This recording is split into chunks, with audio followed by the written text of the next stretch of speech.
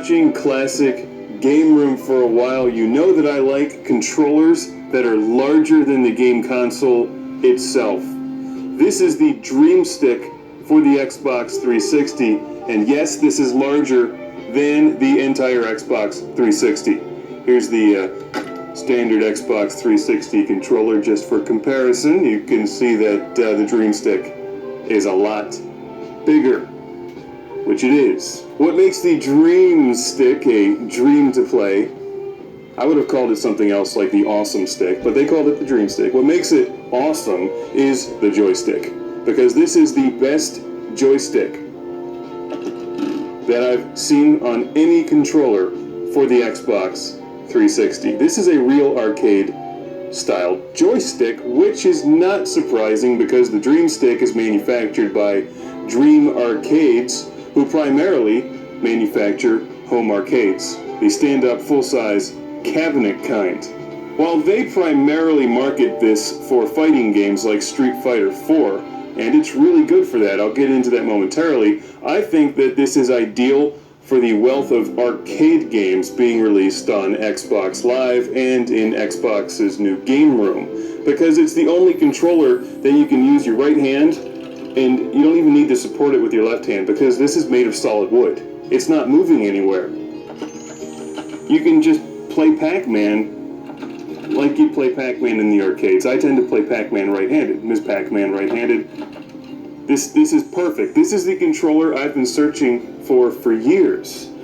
But it's not for everyone. Let me tell you why. For one thing, it's missing something very important. Well, important for some games, not for all. What's it missing? Well, it's kind of obvious, the D-pad and a second analog stick, as well as triggers. So this is really only for enthusiasts who want to play arcade games or fighting games. The Dream Stick is expensive, but you get what you pay for. In fact, I think that you get more than you pay for because it has incredible build quality, real arcade-style buttons, it's heavy, and it has an awesome joystick.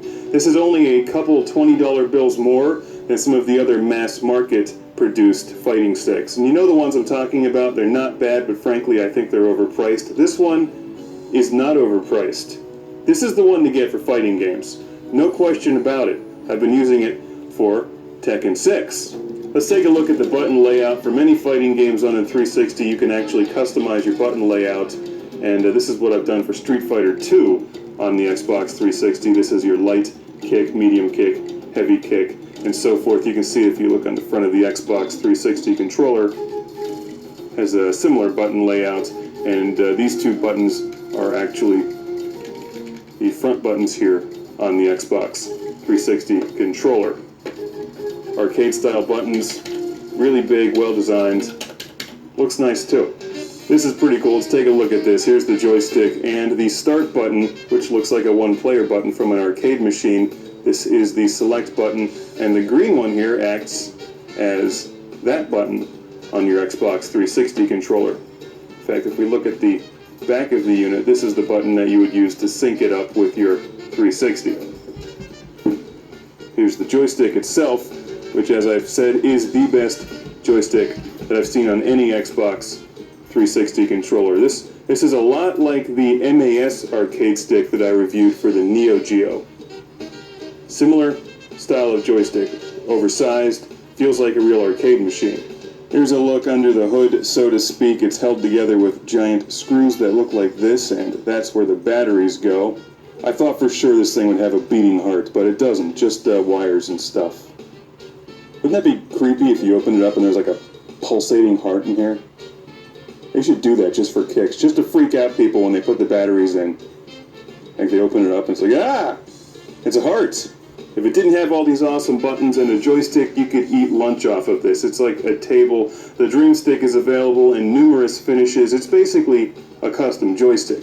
This is the finish that I like, the non-fingerprint one. And my counter's not exactly even here, believe it or not. If you play this on a coffee table, this is not sliding around anywhere. It has little feet on the bottom here. Now in Tekken 6, this controller works really well for the fighting. It's awesome. In fact, I will not play Tekken 6 anymore without it because As good as this controller is for driving games and shooters, it's terrible for arcade games and fighting games. But in Tekken 6, you need to use the D-pad to create your characters or change your character outfits and stuff. So you just turn this one off in your 360, hook up your standard Xbox 360 controller, do what you need to do with the D-pad, and then unhook this one and turn this one back on. It's just a couple button pushes.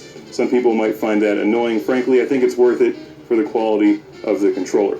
But for games out there where you need to use the D-pad, this won't work. The joystick on the Dreamstick acts as this thumbstick here on the controller, but this is not an analog joystick. It's an 8-way directional joystick. In fact, you can hear that clicking noise that you hear in the good Neo Geo controllers. I'd like to thank everyone at Dream Arcades for sending me this joystick to review. They loaned me this one, and I liked it so much I bought it. There's no way I was sending this back to them, because it's the only controller I've found for the 360 that works like a real arcade joystick for games like Ms. Pac-Man. I've been searching for years. This is a wireless controller, no strings attached, no wires required, and this lights up bright green like you see here when it's connected to the Xbox 360. I use this controller in my reviews of Tekken 6, Pac-Man, and Street Fighter 2 for Xbox 360. It's great for doing all those movements, throwing fireballs. The last that I heard from them, this is a limited edition controller, but I think they'll change their mind if thousands of emails come flooding in from people who want one, and I think they should make one for the PlayStation 3 as well. And while they're at it, make one for the Neo Geo, Sega Genesis, Vectrex. How about the iPod? Because there's no good joystick for the iPod. That's what I call portable. You know the controller is good when the button configuration is larger than the game console. Not just the controller, the buttons.